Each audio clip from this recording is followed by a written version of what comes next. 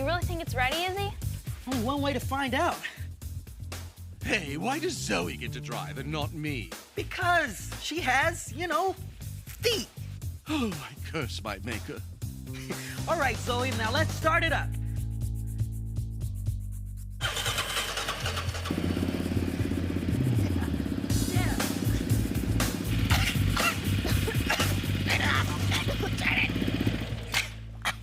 Hey guys, what's going on? Hey, Dr. Jeff, we're fixing this ATV, which is perfect, except for one small, tiny detail. We can't breathe around it.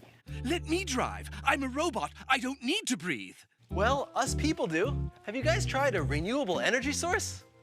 What is that exactly? I thought you would never ask. I'm Dr. Jeff Binneker, and today we're gonna explore renewable versus non-renewable energy sources. We'll learn where non-renewable energy, like fossil fuels, come from. We'll explore the different types of renewable energy, like wind, solar, and water power. And we'll even see how renewable energy can power today's most advanced cars.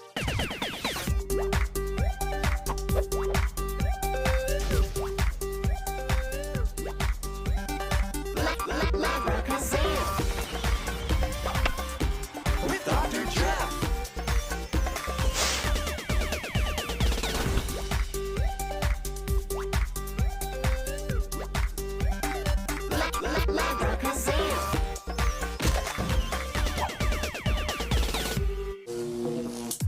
Welcome to Labracazam, where we make science make sense.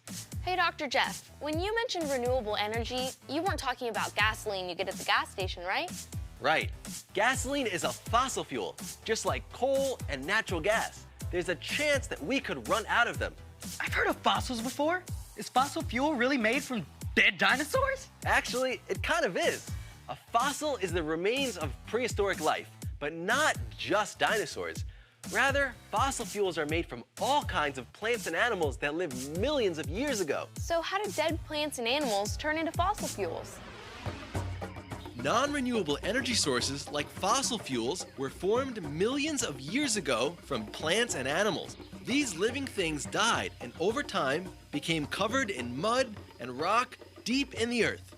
The pressure of the ground above them, combined with the Earth's heat, converted this matter into fossil fuels, which are then pumped out of the earth by humans to be used as energy today. There are three common fossil fuels. The first is coal, which is a solid. Does he seriously just walk around with coal in his pocket? Just go with it. Here you can see how coal is burned in order to power a train. Next is oil, which is a liquid and it's used to make gasoline. As Zoe mentioned earlier, gasoline is used as fuel to power our cars. Don't try this at home. Gasoline can burn. Let's count it down. 3, 2, 1. That was awesome. We can harness that energy in an engine, which is used to make trains, cars, and buses go. And the third fossil fuel is a gas that is natural. We call it natural gas. What genius came up with that name?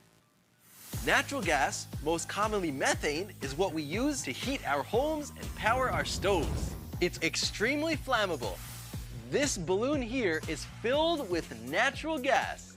You know what that means. We're gonna light it on fire. Here we go.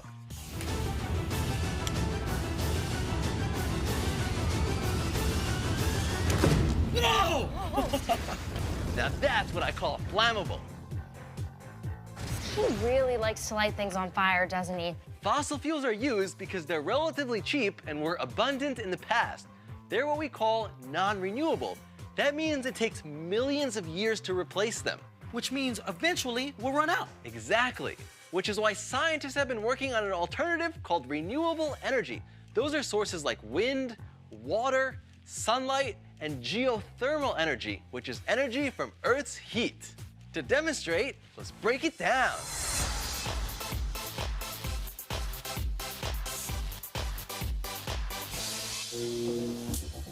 One example of a renewable energy source is called ethanol. It's a fuel made from plants like corn that can be used to power your car. Fuel made from corn? What's next? Electricity made from farts? That's actually not a bad idea. Electricity made from farts. Unlike fossil fuels, corn can be grown in less than a single year, so that means we'll always have a supply. That's right. This is ethanol. It looks like water, but it's actually a fuel, and that means it's also extremely flammable. I put a little bit of ethanol in each of these 3 bottles. I've then turned it around to cover the sides with ethanol. There's also air inside. Ethanol and air are very flammable. Also, I put nails inside each of these bottles. So if a spark were to jump across the nails, it would set off the flammable mixture and the cork would shoot out. We can set it off using this device here. It makes a spark. You know what that means? Safety gear. Don't try this at home. All right, Zoe, you're up first. Just touch that to the nail. Whoa! That was awesome. Next one. My turn, my turn.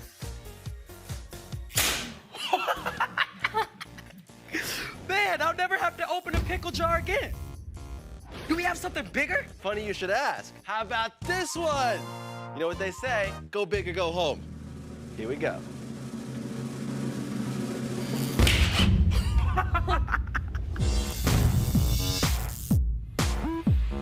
That was awesome.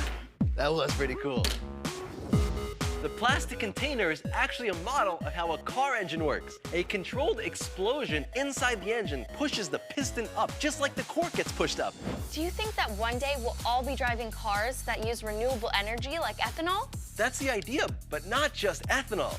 There are lots of other renewable liquid fuels, like biodiesel, Which is made from vegetable oil. or algae. That is some funky looking fuel. Algae grow fast and produce high energy oils that can be turned into biodiesel, capable of powering our cars. It's no fart electricity, but it'll do. Speaking of electricity, let's take a closer look. Can anyone tell me what this is? Proof you have a lot of free time on your hands? Or, A water wheel. that's right, water wheels convert energy of moving water into electricity. Izzy, go ahead and pour some water over it.